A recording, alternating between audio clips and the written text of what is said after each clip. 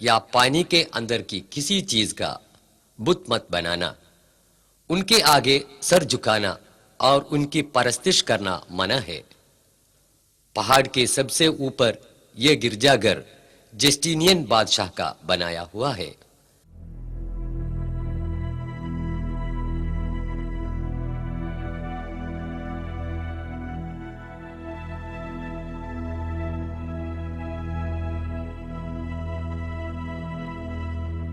خلافت عثمانیہ میں تعمیر کردہ ایک چھوٹی سی مسجد۔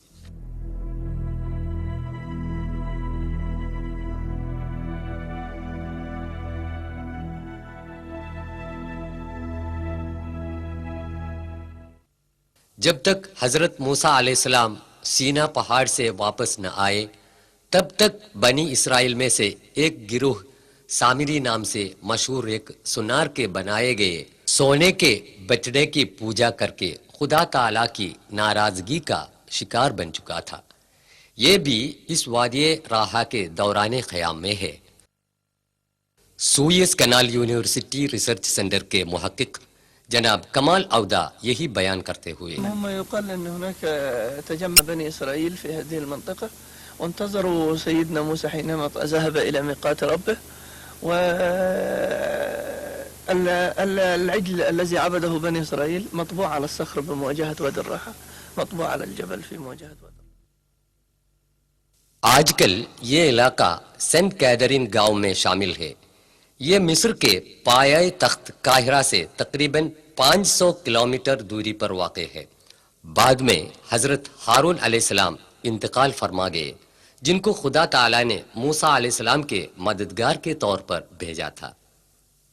جب اس وادی کی طرف جاتے ہیں تو کوہ کے اوپر جو عمارت دکھائی پڑتی ہے وہ حضرت ہارون علیہ السلام کے قبرستان پر عیسائیوں کی بنائی ہوئی ہے۔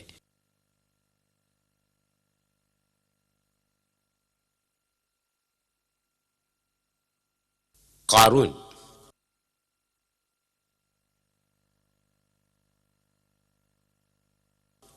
موسیٰ علیہ السلام کے زمانے میں یعنی 13ویں صدی میں نسل بنی اسرائیل کے ایک دولت مند آدمی گزرے تھے، قارون۔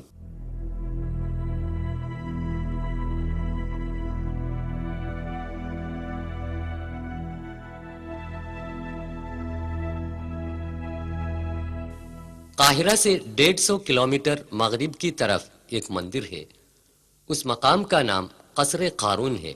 قرآن شریف کے سورہ 28 قصص آیت 74 میں یوں بتایا گیا ہے، إن قارون كان من قوم موسى فبغى عليهم وآتيناه من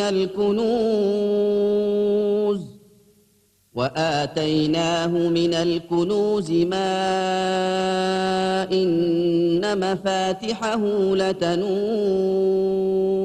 بالعصبة أولي القوة إذ قال له قومه لا تفرح۔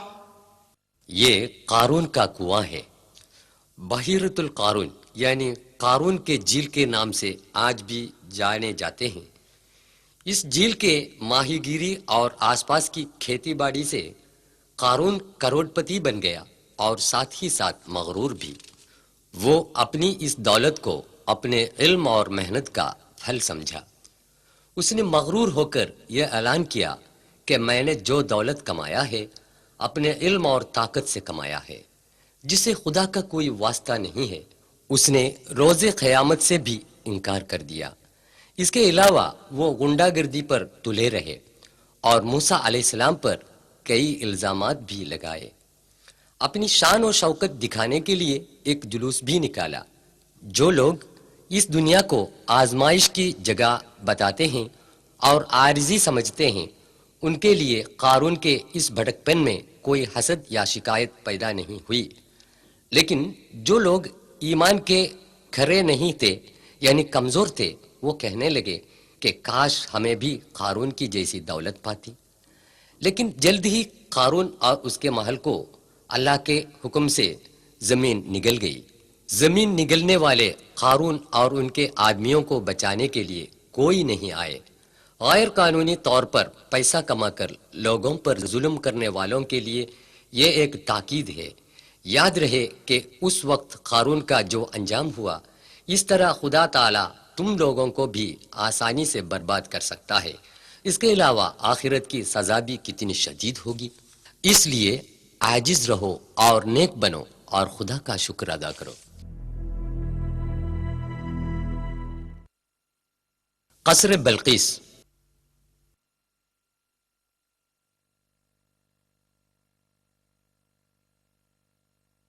فلسطین میں داؤد علیہ السلام کا صاحبزادہ پیغمبر سلیمان علیہ السلام باپ کے بعد بادشاہ بن گئے۔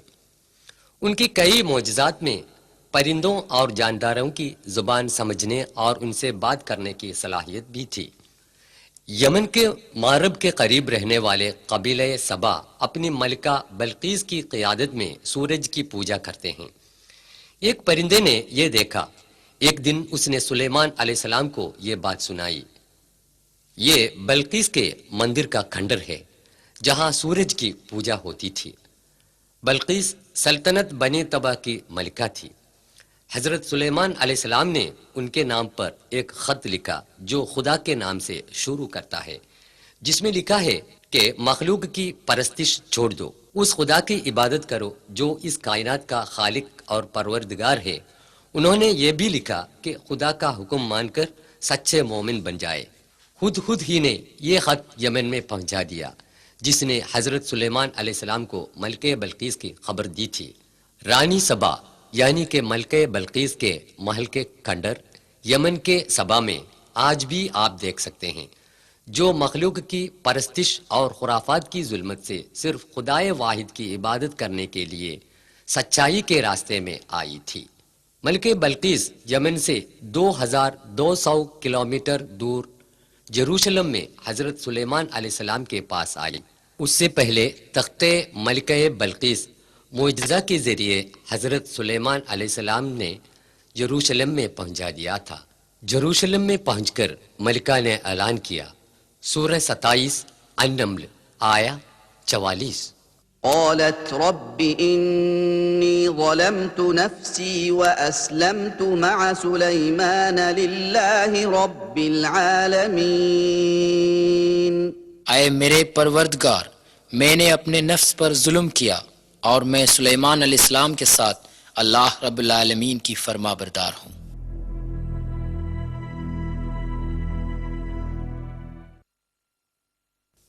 مسجد الاقصی۔ مکے کی مسجد الحرام کو قبلہ بنانے سے پہلے دنیا کے مسلمان فلسطین کے مسجد الاقصی کی طرف رخ کر کے نماز پڑھا کرتے تھے۔ مسجد الاقصی یعنی بیت المقدس مسلمانوں کے لیے مسجد الحرام اور مسجد النبوی کے بعد سب سے مقدس مانی جاتی ہے۔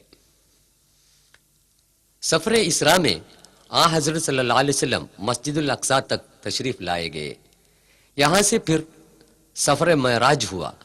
اسی جگہ پر حضرت عمر رضی اللہ عنہ نے ایک گنبد تعمیر کی۔ بعد میں اموی خلیفہ عبد الملک نے اس کو نئے سرے سے تعمیر کی۔ یہ گنبد قبۃ الصخرہ یعنی ڈوم آف دی راک کہا جاتا ہے۔ مسجد الاقصی حضرت سلیمان علیہ السلام کی تعمیر کردہ ہے۔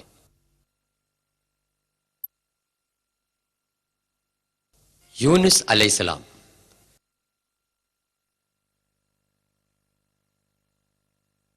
شہر نینوا یعنی موصل عراق کے پائے تخت بغداد سے 400 کلومیٹر شمال پر واقع ہے۔ یہ دریائے فرات کے کنارے ہے، جہاں کے پیغمبر تھے حضرت یونس علیہ السلام۔ ان کی تبلیغ و تعلیم کو قوم نے جب نظر انداز کر دیا تو یونس علیہ السلام ان سے ناراض ہو کر ہجرت کر گئے۔ وہ ایک جہاز پر سوار ہوئے۔ جہاز خطرے میں پڑا۔ جہاز سے بوجھ کم کرنے کے لیے چند آدمیوں کو سمندر میں پھینکنے کا فیصلہ کیا۔ قرہ نکالا گیا اور یونس علیہ السلام سمندر میں پھینک دیا گیا۔ سمندر میں حضرت یونس علیہ السلام کو ایک بہت بڑی مچھلی نگل لیا۔ خدا کی اجازت کے بغیر وطن چھوڑا اور مچھلی کے پیٹ میں آئے۔ حضرت یونس علیہ السلام نے اپنے کیے پر پچھتائے۔ انہوں نے اپنے رب سے رہائی کی دعا مانگی۔ मछली ने उनको साहिल पर उगल दिया। वो फिर अपनी कौम में आए। खुदा का पैगाम मानने वाले लोग हजरत यूनुस अलैहिस्सलाम पर ईमान लाए। उनकी कौम नाफरमान बरदार और मगरूर थी और खुदा ने सजा की ताकीद भी दी थी। लेकिन जब उस कौम ने अपनी गलती पर पछताया और तौबा किया तो सजा से बचाया और मुआफ कर दिया गया। कुरान शरीफ के सूरा 10 आयत 98 में उसका जिक्र है। मौसूल की इस मस्जिद के करीब यूनुस अलैहिस्सलाम का मज़ार वाक़ है।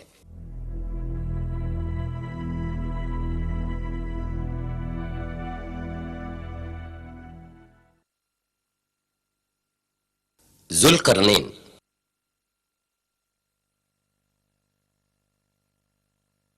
सूरा 18 अल-कहफ आयत 83 से 99 तक हजरत ज़ुल्करनैन की तारीख है।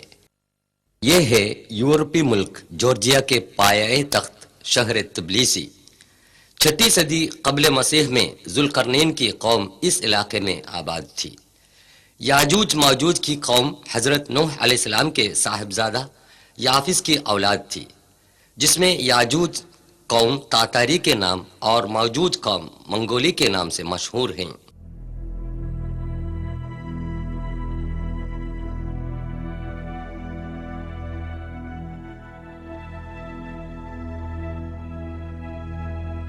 अब हम शहर तबलीसी से सफर कर रहे हैं, दारियाल घाटी के रास्ते से काकस पहाड़ के दामन की ओर। याजूज माजूज के गैर मुहज्जब और जालिम लोग दारियाल घाटी के रास्ते से आकर काकस के जनूबी इलाके में लूट मारा करते थे। तिब्लिसी स्टेट यूनिवर्सिटी में तारीख के प्रोफेसर डॉक्टर डेडविड डुंडुआ फरमा रहे हैं, Yes, there are some passes, but the most important pass was this pass, because most aggressive tribes were living beyond this pass. अक्सर लोगों का ख्याल है कि ज़ुल्करनैन ईरान के सैरस बादशाह थे। उन लोगों की लूटमार से जॉर्जिया के बाशिंदों ने अपने बादशाह ज़ुल्करनैन से दरख्वास्त की। उन्होंने कहा, सूरह 18 अल-कहफ आयत 96, آتوني زبر الحديد حتى إذا ساوى بين الصدفين قال انفخوا حتى إذا جعله نارا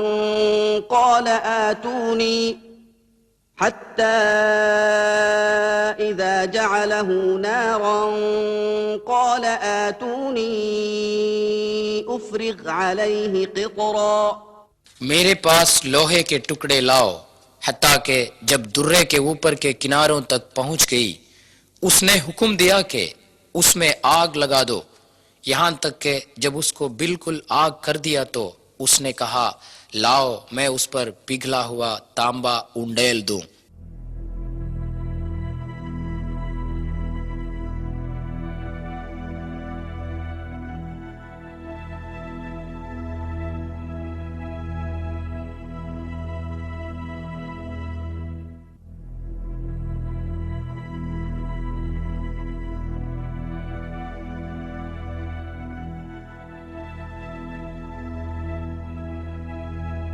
अक्सर मुफस्सिरों का बयान है, ज़ुल्करनैन की बनाई हुई ये दीवार तिब्लिसी से रोज की रियासत औसातिया तक के उस रास्ते में दारियाल पहाड़ की घाटी में वाक़ थी। वो दीवार इतनी मजबूत थी कि याजूज माजूज की लूटमार से ज़ुल्करनैन की कौम बच गई। आगे चलकर ये दीवार पूरे तौर पर बर्बाद की गई। अब उसका नामो निशान बाकी नहीं। फौलादी दीवार बनाने की तकनीकी सलाहियत ज़ुल्करनैन ने अपनी कौम की भलाई के लिए इस्तेमाल की और खुदा ने उनका नाम आसमानी किताब में क़यामत तक जावदान बना दिया। साइंस और टेक्नोलॉजी की तालीम याफ्ता लोगों के लिए ज़ुल्करनैन एक नमूना है। समाज की तरक्की और बहबूदी के लिए साइंस और टेक्नोलॉजी का इस्तेमाल करें और दोनों जहां में कामयाबी हासिल करें।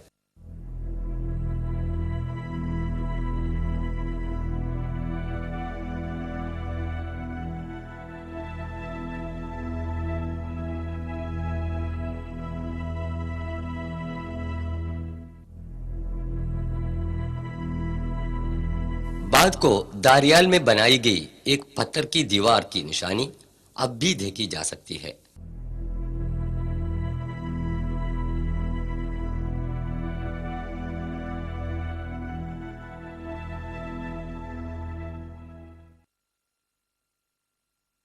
حضرت عیسیٰ علیہ السلام۔ یہ ہے بیت لحم جو عیسیٰ علیہ السلام کے مقام پیدائش سے مشہور ہے۔ روز محشر میں خدا تعالی حضرت عیسیٰ علیہ السلام سے مخاطب ہو کر یوں کہے گا۔ قرآن یوں بیان کرتا ہے، سورہ 5 مائدہ آیت 116 کا خلاصہ مختصراً یوں ہے: صاحبزادے مریم، کیا تو نے یہ بتایا تھا کہ سوائے اللہ کے تجھے اور تیری والدے کو خدا بنائے؟ تب حضرت عیسیٰ علیہ السلام فرمائے گا، تو کتنا پاک ہے، میں وہ نہیں کہہ سکتا جسے کہنے کا مجھے حق نہیں ہے۔ اگر میں وہ کہا ہوتا تو بے شک تو جانتا، میرے دل میں جو ہے وہ تو جانتا ہے، تیرے دل میں کیا ہے میں نہیں جانتا، بے شک تو ہی غیب کا جاننے والا ہے۔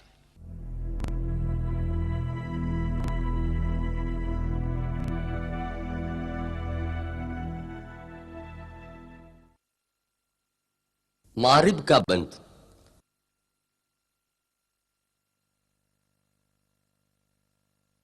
مارب یمن کی راجدھانی سنا سے 200 کلومیٹر کے فاصلے پر واقع ہے۔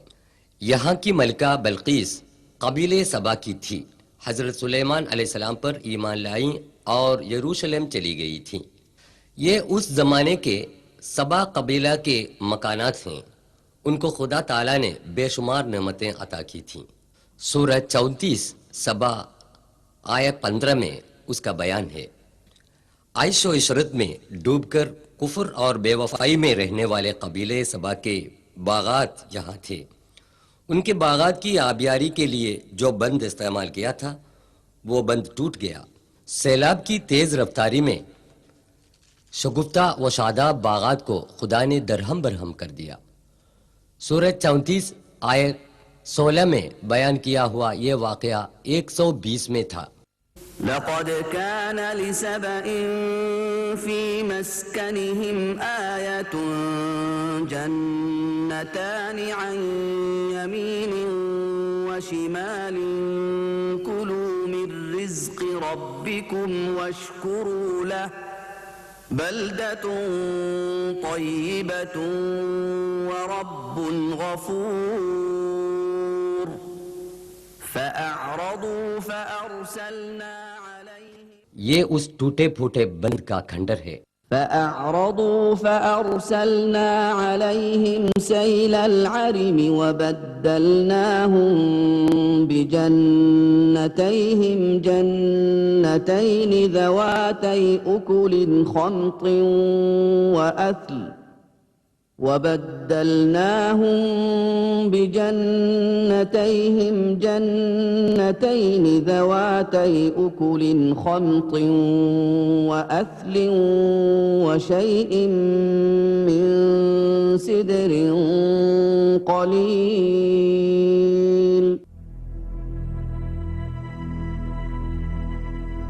تاریخ سے عبرت حاصل کریں اور خدا کی نعمت کا شکر ادا کریں۔ متحدہ عرب امارات شیخ سعید نے حال ہی میں سبا کی اس بند کو نئے سرے سے تعمیر کیا۔ یہ بند ٹوٹے ہوئے پرانے بند کے نزدیک واقع ہے۔ اہل الکہف۔ اب ہم جا رہے ہیں اس غار کی طرف جس کا ذکر قرآن کی سورہ الکہف آیہ 9 سے 26 تک تفصیل سے بیان کیا گیا ہے۔ ٹراجن 98 سے 117 عیسوی تک سلطنت روم کا عیسائی بادشاہ تھا۔ اس نے اپنی قوم کو بت پرستی پر مجبور کر دیا۔ جن لوگوں نے انکار کر دیا انہیں قتل کرنے کا حکم جاری کیا، لیکن 6 نوجوانوں نے اعلان کیا کہ ہم صرف خدائے واحد کی عبادت کریں گے جس کا کوئی شریک نہیں۔ یشو کی مورت یا کسی اور بتوں کی پوجا کرنے سے بھی انہوں نے انکار کیا۔ ٹراجن دقیانوس بادشاہ کے ظلم و ستم سے بچ کر یہ 6 نوجوان وہاں سے ہجرت کر گئے۔ راستے میں ایک نوجوان چرواہے نے اسلام قبول کر ان لوگوں میں شامل ہو گیا۔ चरवाहे के कुत्ते को साथ लेकर सातों नौजवान जोर्दान के पाए तख्त अम्मान के करीबी इलाके रकीन के एक पहाड़ के दामन में एक कोह में पनाह ली और उन्होंने खुदा से दुआ की, ऐ परवरदिगार, तेरी रहमत हम पर अता फरमा और हमारी बिगड़ी बात को बनाकर हमारी मुश्किलें आसान फरमा। खुदा ने उन्हें निडर बना दिया और गहरी नींद सुलाया। 300 साल की मुसलसल नींद से ये नौजवान बेदार हो गए तो उन्हें ऐसा महसूस हुआ कि हम चंद घंटों के लिए सो गए थे। इस गलत फहमी में उनमें से एक को खाना लाने के लिए बाजार में भेज दिया। वहां सदियों पहले का सिक्का देखकर नौजवान पर शक पैदा हुआ और उसे वाली के सामने पेश किया गया। वाली ने समझ लिया कि ये 7 नौजवान 300 साल पहले खुदाए वाहिद पर ईमान लाकर उस गार में पनाह गुज़ीन थे और अब खुदा के हुक्म से बेदार हो गए हैं। वाली ने उस नौजवान को शाहनशाह बैज़ैंटियन थियोडिशस सानी के सामने हाजिर किया। थियोडिशस का ज़माना हुकूमत 408 से 450 ईस्वी तक था। दूसरे नौजवानों को देखने के लिए नौजवान के साथ बादशाह, वाली और वहां के लोग गार में आए और उनकी बड़ी इज्जत की। इस कुदरत इलाही पर सब लोग अचंभे में पड़ गए। इस वाक़ये के जरिए खुदा ये दिखा रहा था, हर इंसान रोज़े महशर में फिर से जिंदा किया जाएगा। ये 7 नौजवान फिर से गार में गहरी नींद सुलाए गए और मौत की आगोश में हमेशा के लिए सो गए। उनकी लाशें गार में अलग अलग कब्रों में मुदफिन थीं, लेकिन बाद में एक ही कब्र में दफन की गई। आज भी उनकी हड्डियां कब्र में महफूज हैं। गार का पहरेदार मोहम्मद यूसुफ अबू अरकूब उसका बयान दे रहा है।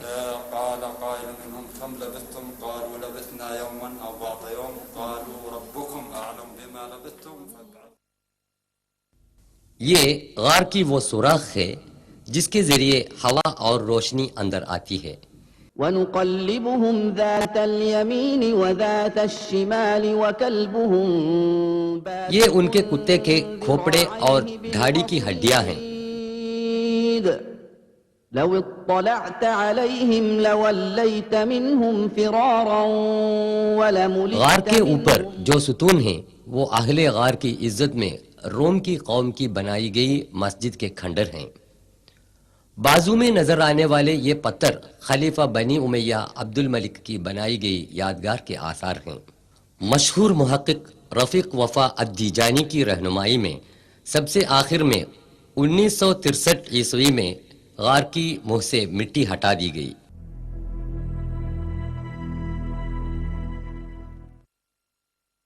अब्रहत بسم الله الرحمن الرحيم ألم تر كيف فعل ربك بأصحاب الفيل ألم يجعل كيدهم في تضليل وأرسل عليهم طيرا أبابيل ترميهم بحجارة من سجيل فجعلهم كعصف مأكول सने 571 ईस्वी में हुजूर अकरम सल्लल्लाहु अलैहि वसल्लम की पैदाइश के चंद दिन पहले का वाकया है। अब्रहत यमन का बादशाह था जो शाहिनशाह नज्जाशी के मातहत हुकूमत करता था।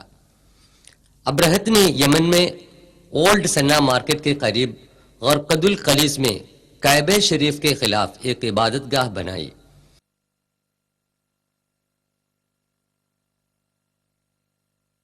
वो मसनूई काबा इस जगह पर बनाया गया था। अब्रहत मक्के से लोगों की तवज्जो हटाने की कोशिश में नाकाम हो गया और खाने खुदा कायबे शरीफ को मिस्मार करने के लिए हाथियों की फौज लेकर मक्का रवाना हुआ। लेकिन खुदा ताला ने मुसलमानों की इस रूहानी मरकज की हिफाजत की। अब्रहत की फौज जब मुजदलिफा और मिना के दरमियान वादी मुहस्सिर में पहुंच गई तो अल्लाह ताला ने उनको नेस्त व नाबूद कर दिया।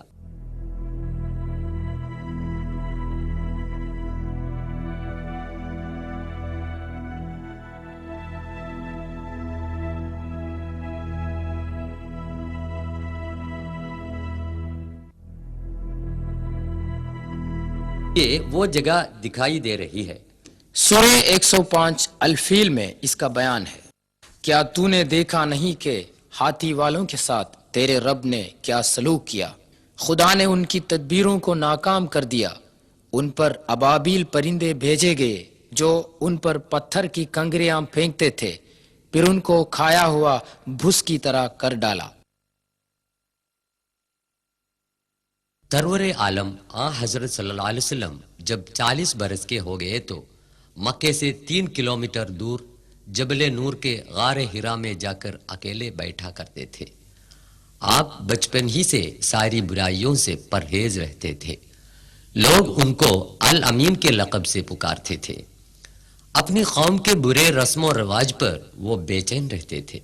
بت پرستی، زناکاری، شراب خوری، لڑکیوں کا زندہ گاڑ دینا، قبیلوں کی باہمی لڑائی وغیرہ سماجی برائیوں سے آپ کا معصوم دل بے قرار رہتا تھا۔ غار ہرا میں آپ بہت دنوں تک خدا کی یاد میں ماہور رہتے تھے۔ جبل نور کے اس غیر آباد علاقے میں ساری سہولتوں کو چھوڑ کر اندھیری رات گزارتے تھے۔ ایک دن حضرت محمد صلی اللہ علیہ وسلم غار ہرا میں بیٹھے ہوئے تھے۔ اس وقت خالق کائنات خدا تعالی کے حکم کے مطابق آسمان سے جبریل علیہ السلام اتر آئے اور آن حضرت صلی اللہ علیہ وسلم سے کہا، پڑھ۔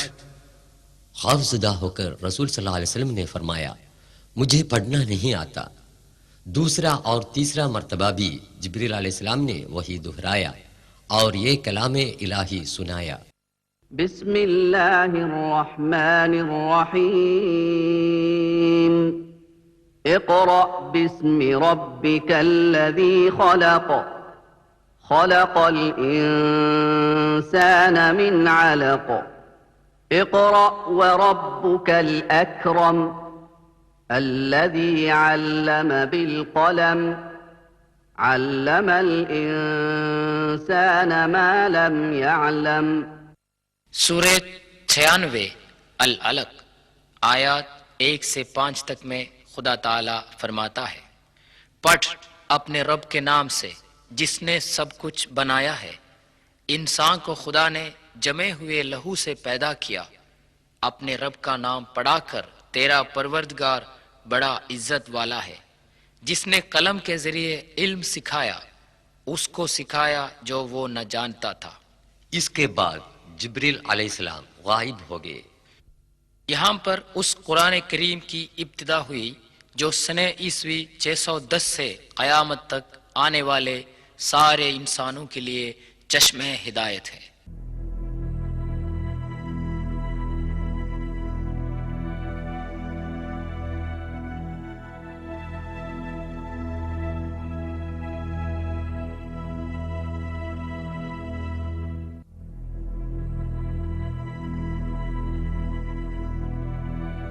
یہ ہے وہ تاریخی مقام غار ہرا جو 14 صدیوں سے قبل کئی تاریخی واقعات کے مشاہد رہا ہے۔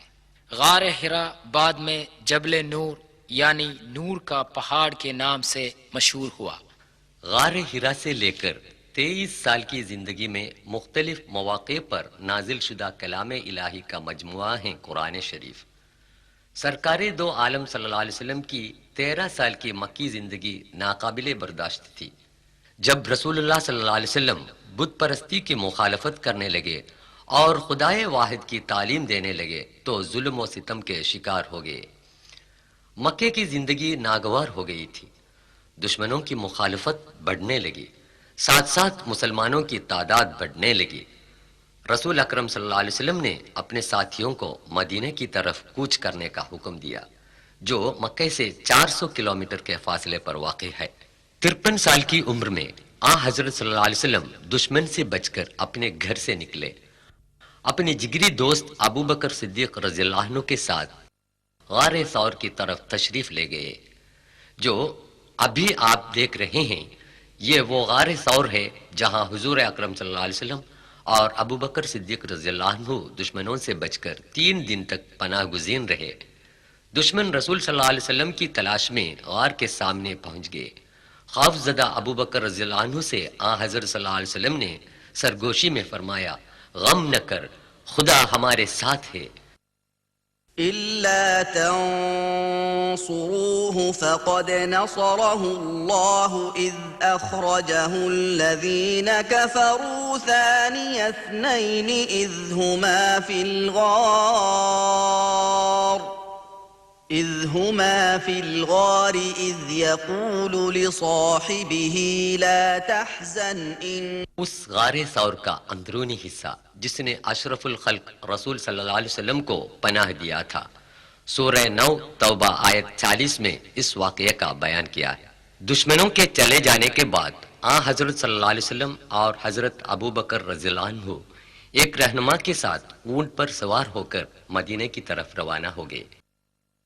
جبل ثور سے جبل حرا کا منظر۔ جب حضرت صلی اللہ علیہ وسلم مدینے سے 3 کلومیٹر فاصلے پر قبا پہنچے تو حضور صلی اللہ علیہ وسلم کا اونٹ گھٹنے کے بل کھڑے ہو گیا۔ خدا کے حکم کے مطابق رسول صلی اللہ علیہ وسلم کی نگرانی میں 4 دن میں مسجد قبا بنائی گئی۔ بعد میں سعودی حکومت نے اسے نئے سرے سے تعمیر کی۔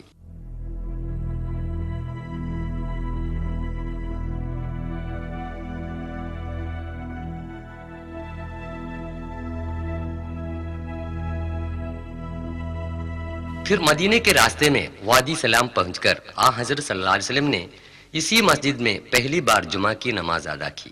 یہ مسجد الجمعہ ہے۔ بعد میں یہ مسجد بھی حکومت نے نئے سرے سے تعمیر کی۔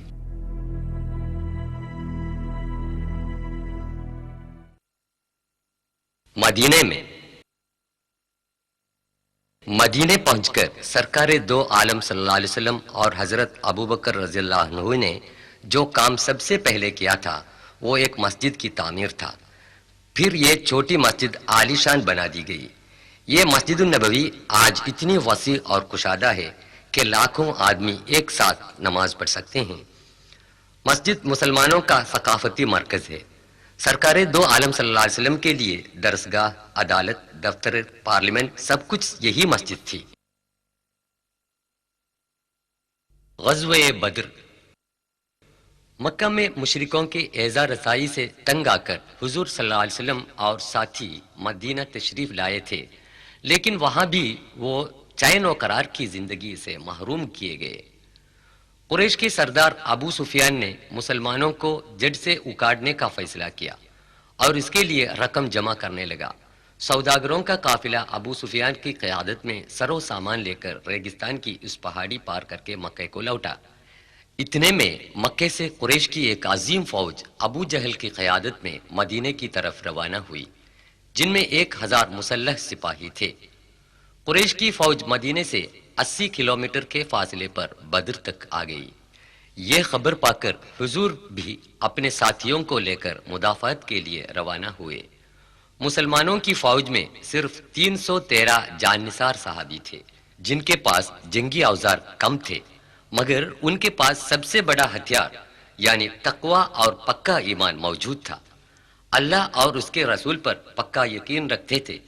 دونوں فوجوں کے درمیان اسی بدر کے میدان میں کھلم کھلا جنگ ہوئی، جس کی تاریخ میں نظیر نہیں مل سکتی۔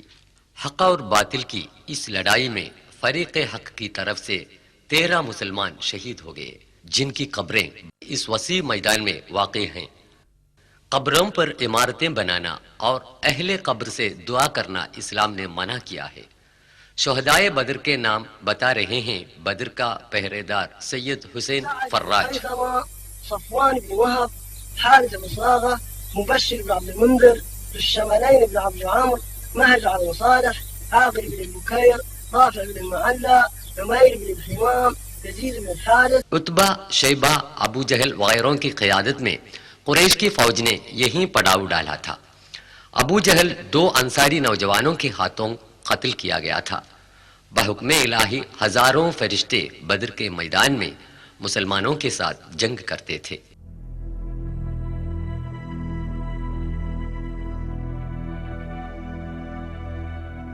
حضور اکرم صلی اللہ علیہ وسلم کی سرداری میں مسلمانوں کی فوج نے یہیں خیمہ ڈالا تھا۔ مسلمانوں کے لیے جنگی ساز و سامان کی قلت تھی، اس کے باوجود قریش کی فوج میدان جنگ چھوڑ کر بھاگنے پر مجبور ہو گئی اور مسلمان فوج خدا کی مدد سے اس لڑائی میں غالب آ گئی۔ جہاں پیغمبر حضرت محمد صلی اللہ علیہ وسلم کا خیمہ ڈالا گیا تھا وہاں آج ایک مسجد بنی ہوئی ہے اور وہ ہے مسجد حارث۔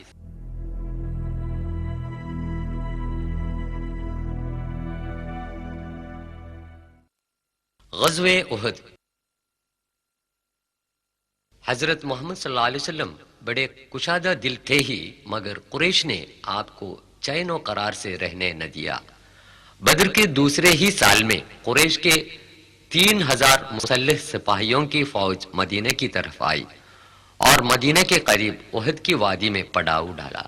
یہ ہے جبل الرمات، جہاں حضور اکرم صلی اللہ علیہ وسلم نے عبداللہ بن جبیر رضی اللہ عنہ کی قیادت میں 50 تیر اندازوں کو پہرے پر کھڑا کر دیا تھا اور حکم دیا جب تک میری اجازت نہ ملے تب تک ٹیلے سے نیچے نہ اترنا اور دشمنوں کی طرف تیر چلاتے رہنا۔ شہر مدینہ کے قریب جبل الرمات کی اسی وادی میں 700 مسلمان اور 3000 کفار کے درمیان گھماسان جنگ ہوئی تھی۔ خدا پرست اور جان نثار مسلمانوں کے سامنے کفار کے پاؤں اکھڑ گئے۔ قریش کی فوج کے علمبردار اور سرداروں کے مارے جانے پر وہ پیچھے ہٹنے لگے۔ مسلمان سپاہی مال غنیمت جمع کرنے میں مصروف ہوئے۔ یہ دیکھ کر تیر انداز سپاہی جبل الرمات سے نیچے آئے اور غنیمت جمع کرنے میں شامل ہو گئے۔ اب پہاڑی پر صرف 10 آدمی باقی رہ گئے تھے۔ خالد بن ولید جو قریش کے گھڑ سواروں کا سردار تھا موقع پا کر اپنے ساتھیوں کے ساتھ پہاڑ پر چڑھ گیا اور رہے سہے مسلمانوں پر وار کرنے لگے۔ اس ناگہاں حملے پر مسلمان فوج درہم برہم ہو گئی اور وہ آپس میں لڑنے لگے اور بہت سے مسلمان شہید ہو گئے۔ تھوڑی ہی دیر میں مسلمانوں نے پھر سے ہمت سنبھالی اور دشمنوں پر زور سے حملہ کرنے لگے تو دشمن میدان جنگ سے فرار ہو گئے۔ احد کے اس احاطے میں تقریباً 7 شہداء کی قبریں موجود ہیں۔ ان قبروں پر پتھر کے نشان تک موجود نہیں۔ بیچ میں سید الشہداء حضرت حمزہ بن عبد المطلب کی قبر ہے۔ غزوہ احد یہ سبق دیتا ہے کہ دین کی خاطر کام کرنے والوں کو کامیابی حاصل ہوتی ہے جبکہ دین پر دنیا کو ترجیح دینے والوں کو ناکامی حاصل ہوتی ہے۔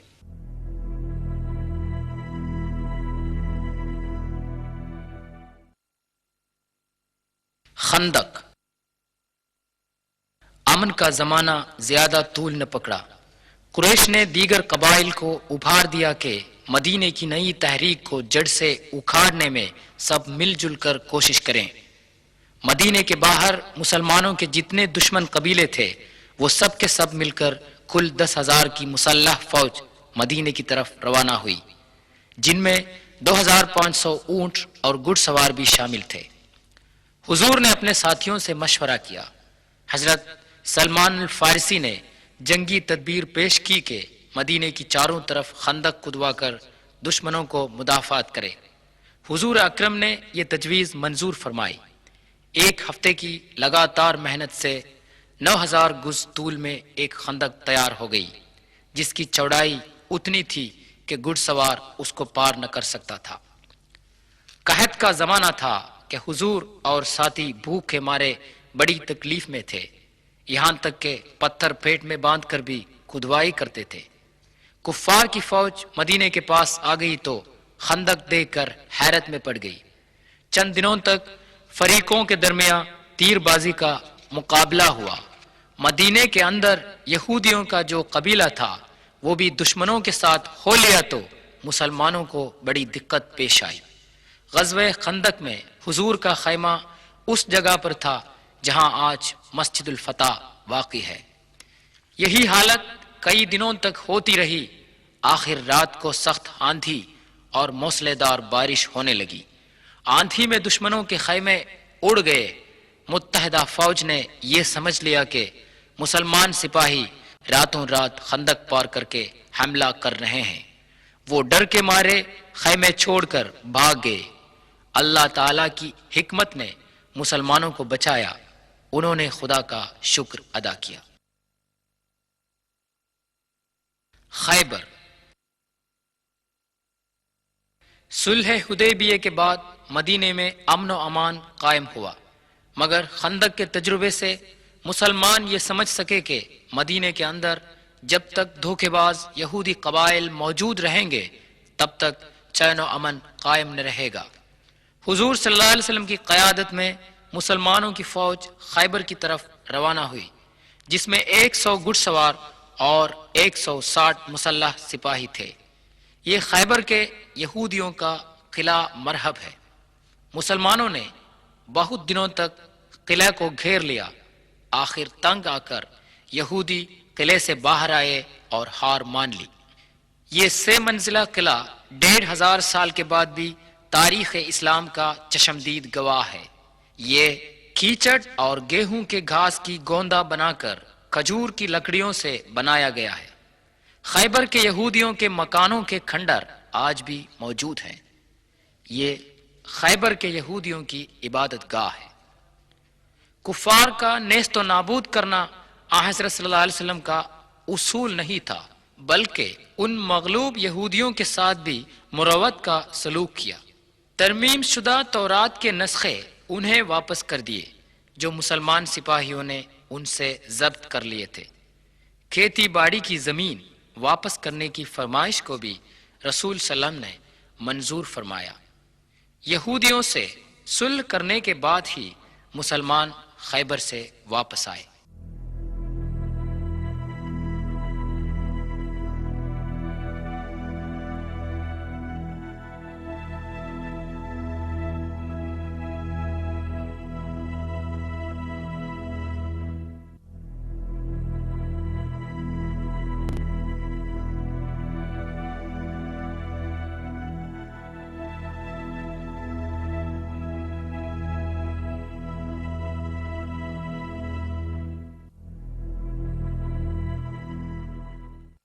حضرت صلی اللہ علیہ وسلم کے خطوط حضرت محمد صلی اللہ علیہ وسلم ساری دنیا کے لیے پیغمبر بنا کے بھیجے گئے ہیں۔ یہ اس خط کی کاپی ہے جو حضرت نے شہنشاہ مصر مقوقس کو اسلام کی دعوت دیتے ہوئے لکھا تھا۔ اگرچہ اس کی کتابت حضور اکرم صلی اللہ علیہ وسلم کی نہیں ہے، لیکن اس پر آپ کی انگوٹھی کا مہر محمد الرسول اللہ نظر آ سکتا ہے۔ معطا بلاد شام کے شہنشاہ ہرقل کے گورنر کے پاس حضور نے ایک قاصد بھیجا۔ 1000 کلومیٹر گھوڑے پر اکیلے سوار ہو کر تپتے صحراؤں اور وادیوں سے گزر کر حضرت حارث بن عمیر الازدی رضی اللہ عنہ 629 عیسوی میں معطا پہنچے اور گورنر کو حضور کا خط دیا۔ اس نے غصے میں آ کر حضرت کے قاصد کو بے رحمی سے مار ڈالا۔ یہ عام قاعدہ تھا کہ کوئی بھی قاصد قتل نہ کیا جائے۔ حضور کو قاصد کے قتل کی خبر پا کر بہت دکھ ہوا۔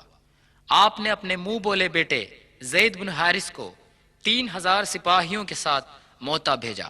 رخصت کے وقت حضور نے یہ ہدایت دی کہ بوڑھوں، بچوں اور عورتوں کا قتل نہ کریں، عمارتیں تباہ و برباد نہ کریں، پیڑ پودے نہ کاٹیں۔ صحراؤں سے ہوتے ہوئے فوج بڑی مشکل سے معطا پہنچی۔ یہ معطے کا وہ میدان جنگ ہے جہاں 3000 مسلمان سپاہیوں کے مقابلے میں روم کے 2 لاکھ مسلح سپاہیوں نے جنگ کی تھی۔ معطا آج کل جوردان میں ہے۔ یہ پتھر اس تاریخی عمارت کے کھنڈر ہیں جو اموی خلیفہ عبد الملک کے زمانے خلافت میں بنائی گئی تھیں۔ اسلامی جھنڈا لے کر حضرت زید بن حارث رضی اللہ عنہ بڑی مردانگی سے لڑ رہا تھا کہ میدان جنگ میں ٹوٹ پڑا اور شہادت حاصل کی۔ فوراً ہی جعفر بن ابی طالب رضی اللہ عنہ نے جھنڈا سنبھال لیا اور دشمنوں کی طرف آگے بڑھے۔ ہاتھوں کے کٹ جانے کے بعد انہوں نے جھنڈا بغل میں لے لیا، وہ بھی اللہ کو پیارے ہو گئے۔ ان تینوں شہادتوں کی خبر پا کر سرور عالم حضرت صلی اللہ علیہ وسلم نے ان کی جنت نصیبی کی خوشخبری سنائی۔ یہ جو نشان اونچا نظر آتا ہے ان اصحاب کی قبریں نہیں ہیں، بلکہ ان کی شہادت کی یادگار نشانی ہے۔ اب حضرت خالد بن ولید رضی اللہ عنہ نے مسلمان فوج کی قیادت لے لی، جو مانے ہوئے بہادر اور جنگجو تھے۔ انہوں نے سپاہیوں کے دستوں کو نئے سر سے ترتیب دی۔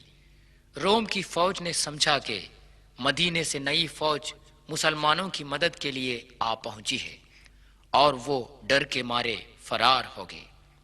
پھر ایک بار یہ ثابت ہوا کہ لڑائی جیتنے کا سب سے بڑا پیمانہ ایمان، خود اعتمادی اور یقین کامل ہی ہے، نہ کہ ہتھیار، ساز و سامان اور سپاہیوں کی تعداد۔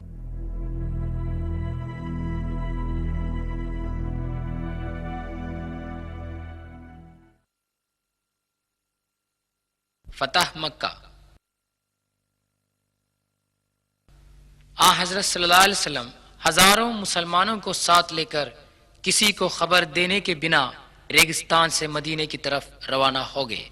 مکہ کے قریش اور ان کے روسا، جنہوں نے حضرت اور ساتھیوں کو اپنے وطن اور گھر سے باہر نکال دیا، ان پر بے دردانہ ظلم کیا تھا۔ جب مجبوری کی حالت میں حضرت سے مغلوب ہو گئے تو آپ نے ان کو معافی دی، اپنے مذہب اور عقیدے کے مطابق جینے کی انہیں آزادی دی۔ یہ ان واقعات میں سے ایک ہے جن سے یہ غلط ثابت ہوا کہ اسلام کی تبلیغ و اشاعت تلوار کے زور سے ہوئی۔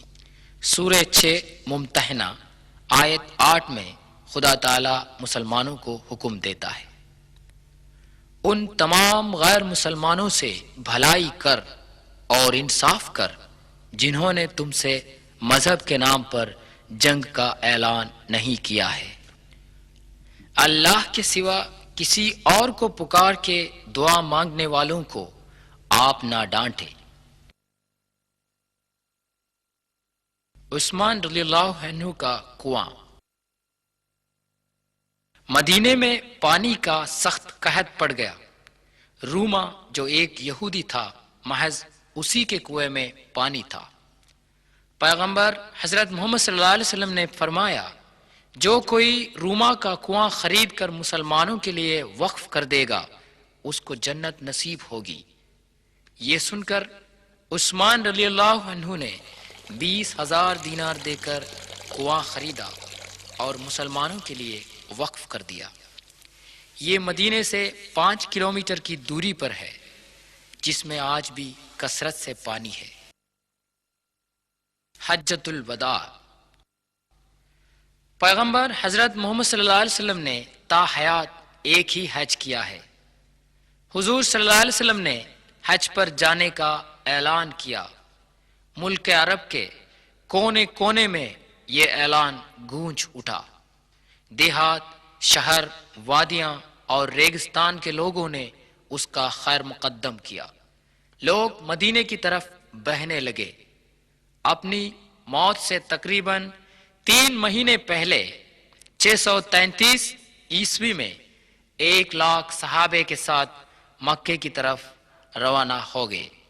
مینا میں حضرت صلی اللہ علیہ وسلم نے اس جگہ پر خیمہ ڈالا تھا جہاں آج مسجد الخیف واقع ہے۔ یہ عرفے کی وہ مسجد ہے جس کو مسجد النمرہ کہتے ہیں۔ حضرت صلی اللہ علیہ وسلم نے 9 ذی الحج کو عرفے سے تاریخی خطبہ فرمایا تھا، اے لوگو، میری باتوں کو غور سے سنو، یہ ہمیں معلوم نہیں کہ اس جگہ پر پھر کبھی ہم جمع ہو جائیں۔ اے لوگو، آپ کی جان اور مال قیامت کے دن تک پاک رہے گا۔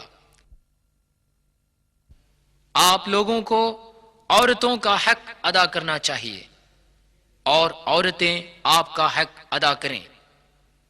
پہننے کے لیے لباس اور ان کے لیے روٹی مہیا کریں، ان سے رحم دلی سے پیش آئے۔ وہ آپ کے رفیق حیات اور آپ ان کے سہارے ہیں۔ کلام الہی کے نام سے ان کو آپ کے لیے زوج کے طور پر جائز کیا گیا ہے۔ اے لوگو، میری باتوں پر غور فرمائیں۔ میں آپ لوگوں میں ایک بہت بڑی بات کو چھوڑ کر جاتا ہوں۔ جب تک آپ لوگ اس پر عمل کریں گے گمراہ نہیں ہو جائیں گے۔ یہ ہے خدا کا کلام اور اس کے رسول کی سنت۔ میرے مالک، میرے آقا، تو نے مجھ پر جو ذمہ داری سونپی تھی میں نے وہ پہنچا دیا ہے نا؟ تمام لوگ ایک ہی آواز میں بول اٹھے، یا رسول اللہ، ہم گواہ ہیں۔ حضور اکرم صلی اللہ علیہ وسلم نے اپنی انگلی سے آسمان کی طرف اشارہ کر کے کہا، اے خدا، تو ہی گواہ ہے۔ دنیا کے تمام ممالک کے مسلمان رنگ و نسل، زبان اور مال دولت کے امتیازات کو چھوڑ چھاڑ کر عرفہ کے دن یہیں جمع رہتے ہیں۔ یہ اجتماع عاقبت کے دن محشر میں تمام انسانوں کے جمع ہونے کی یاد دلاتا ہے۔ یہ ہے مزدلفے کی مسجد۔ بقیع الغرقد۔ حضرت صلی اللہ علیہ وسلم کے زمانے سے لے کر آج تک مدینے کا عام قبرستان ہے بقیع الغرقد، یعنی جنت البقیع۔ یہاں پر حضور صلی اللہ علیہ وسلم کی ازواج مطہرات، صاحبزادے حضرت عثمان بن عفان رضی اللہ عنہ اور دیگر بزرگوار حضرات و خواتین مدفون ہیں۔ حضرت صلی اللہ علیہ وسلم کی وفات 8 جون 632 عیسوی۔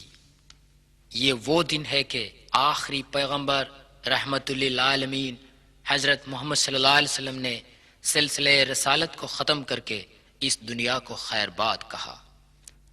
آپ کی وفات حضرت عائشہ صدیقہ کے گھر میں ہوئی اور وہیں دفن کیے گئے۔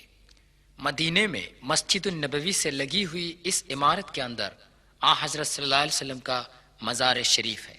حضرت ابو بکر صدیق اور حضرت عمر بن خطاب رضی اللہ عنہ کی قبریں بھی حضور کے پاس واقع ہیں۔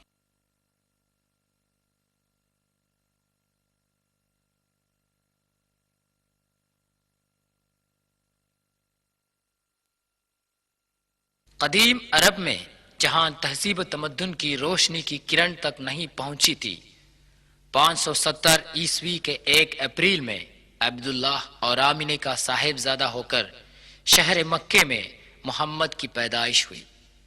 بچپن ہی میں یتیمی کی محرومی کا احساس ہوا۔ مکتبوں، کالجوں اور یونیورسٹیوں میں تعلیم حاصل کرنے کا موقع میسر نہ ہوا، یہاں تک کہ پڑھنا لکھنا سیکھنے کا موقع بھی نہ ملا تھا۔ ایسے ماحول میں پلے بڑھے محمد کو دشمن بھی الامین مانتے تھے۔ انہوں نے اپنی 40 برس کی عمر تک لوگوں کو کوئی عجیب بات نہ سنائی۔ 40 سال کے بعد انہوں نے جو باتیں سنائیں وہ خدا کی بتائی ہوئی تھی۔ ابھی تک ہم دیکھ رہے تھے اس کی سنائی ہوئی تاریخی معتبری کی شہادتیں۔ قرآن مجید وہ کلام ہے جو گھر کی رسوئی سے لے کر بین الاقوامی سطح تک انسانی زندگی کی تمام سطحوں کی رہنمائی کرتا ہے۔ توجہ فرمائے، خدا جل جلالہ واحد اور تمام دنیا کا رکھوالا ہے۔ یہوہ، اللہ، پرمیشور، مختلف ناموں میں مشہور یہ وہی خدا ہے۔ اسی خدا کی عبادت کر، بغیر کسی وسیلے کے خدا سے دعا کر۔ وہ مخلوق نہیں ہے، تمام مخلوقات کا خالق ہے۔ اسی حقیقت کو ہزاروں سالوں سے آدم سے لے کر یشوع، موسیٰ اور محمد تک سارے پیغمبران اعلان کرتے آئے ہیں۔ عارضی لذت کے شیدائی انسانوں کے لیے خدا کے پیغمبر تاکید دیتے ہیں، احتیاط رکھ کہ موت کے بعد ایک زندگی ہے، قیامت کے بعد تو پھر سے زندہ کیا جائے گا اور تیرے اعمال کا حساب لیا جائے گا۔ بھلائی کے بدلے میں جنت اور برائی کے بدلے میں جہنم ہمارا انتظار کر رہے ہیں۔ یہ حقیقت ہے۔ پڑھ، قرآن شریف تمام الہامی کتابوں کی اتمام و تکمیل ہے، جو حضرت محمد صلی اللہ علیہ وسلم کے لیے نازل ہوا اور رہتی دنیا تک اس میں کوئی تبدیل و تفریق نہیں ہو سکتی۔ یہی ایک ذریعہ ہے جس سے اس دنیا میں امن و امان اور آخرت میں جنت جاوداں حاصل ہو سکتی ہے۔ اے پروردگار عالم، دونوں جہاں میں ہمیں کامیابی و کامرانی کی توفیق عطا فرمائے، آمین۔